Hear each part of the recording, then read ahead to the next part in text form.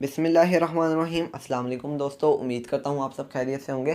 تو رمضان کا تیسرا اور آخری عشرہ شروع ہو چکا ہے، جو کہ جہنم سے آزادی کا عشرہ ہے۔ اس میں آپ نے اللہم اجرنی من النار، اے اللہ ہمیں جہنم کی آگ سے بچا کر زیادہ سے زیادہ ورد کرنا ہے، اس کی تسبیحات کرنی ہے۔ اور ساتھ ہی آخری عشرے میں سے جو طاق راتیں ہیں، یعنی کہ 21ویں، 23ویں، 25ویں، 27ویں اور 29ویں رات، ان طاق راتوں میں سے ایک رات لیلۃ القدر کی رات ہوگی، جو یعنی کہ لیلۃ القدر کی رات کی میں آپ کو فضیلت بتا دوں کہ لیلۃ القدر کی رات آپ جو بھی عمل کریں گے، نیک عمل، وہ اس طرح ہو جائے گا گویا آپ نے 48 سال تک وہ نیک عمل کیا، ٹھیک ہے۔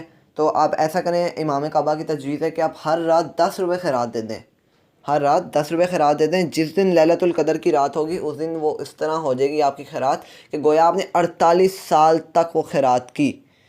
اور ساتھ ہی آپ ہر رات 2 نفل نماز پڑھ لیں، اگر آپ سے زیادہ پڑھ سکتے ہیں تو آپ زیادہ پڑھیں، اچھی بات ہے، لیکن ہر رات کم از کم 2 نفل نماز پڑھیں۔ اور جس دن لیلۃ القدر کی رات ہوگی وہ 2 نفل نماز آپ کے لیے اس طرح ہو جائے گی جیسے گویا آپ نے 48 سال تک نفل نماز پڑھی۔ اور ساتھ ہی آپ کیا نام ہے، ہر رات 3 مرتبہ سورہ اخلاص پڑھیں۔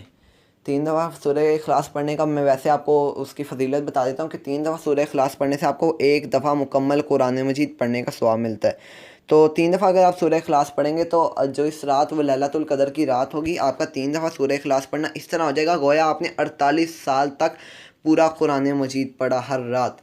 تو ساتھ ہی آپ اگر ہو سکے صلاۃ التسبیح پڑھیں اور ورد کریں۔ تو امید کرتا ہوں کہ آپ کو یہ ویڈیو اچھی لگی ہے۔ اگر آپ کو اچھی لگی ہے تو اس کو زیادہ سے زیادہ شیئر کریں، ثواب کی نیت سے شیئر کریں، ہو سکتا ہے کہ آپ کی وجہ سے، میری وجہ سے کوئی پڑھے، آپ کو ثواب ہو، مجھے ثواب ہو۔ اللہ حافظ۔